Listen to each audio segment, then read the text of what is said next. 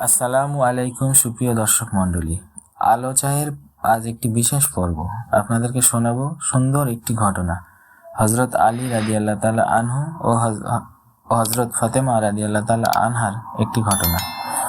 একদিন মা ফাতেমা রাদিয়াল্লাহু তাআলা আনহা হজরত আলী রাদিয়াল্লাহু তাআলা আনহুকে বললেন, স্বামী, ঘরে কিছু সুতা কেটেছি, বাজারে বিক্রি করে ক্ষুধার্ত দুই সন্তান হাসান ও হোসেনের জন্য কিছু আটা নিয়ে আসো।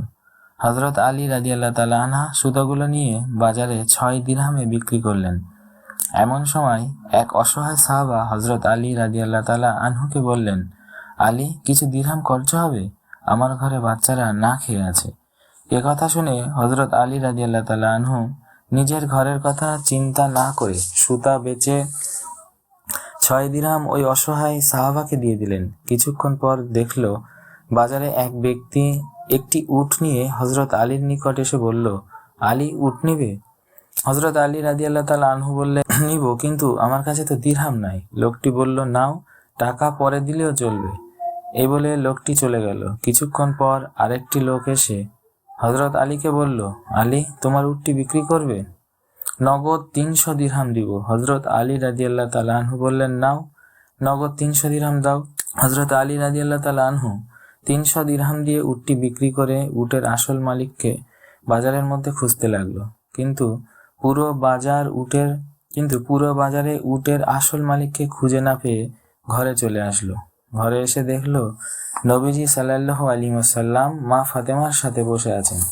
নবীজি সাল্লাল্লাহু আলাইহি ওয়াসাল্লাম মুচকি হাসি দিয়ে বললেন, আলী, উটের ঘটনা আমি বলবো নাকি তুমিই বলবে?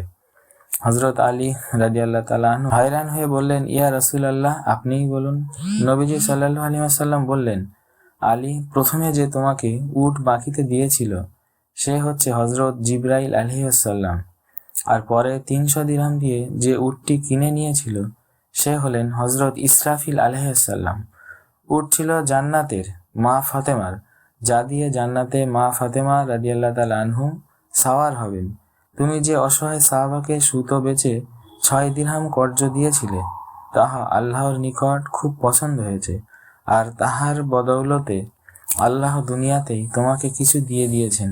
সকলেই বলুন আমিন। আমাদের ভিডিওটি আপনার যদি একটু ভালো লেগে থাকে তাহলে চ্যানেলটিকে সাবস্ক্রাইব করে আমাদের পাশে থাকুন। আরও নতুন নতুন ভিডিও পেতে বেল আইকনটি ক্লিক করে রাখুন। ধন্যবাদ।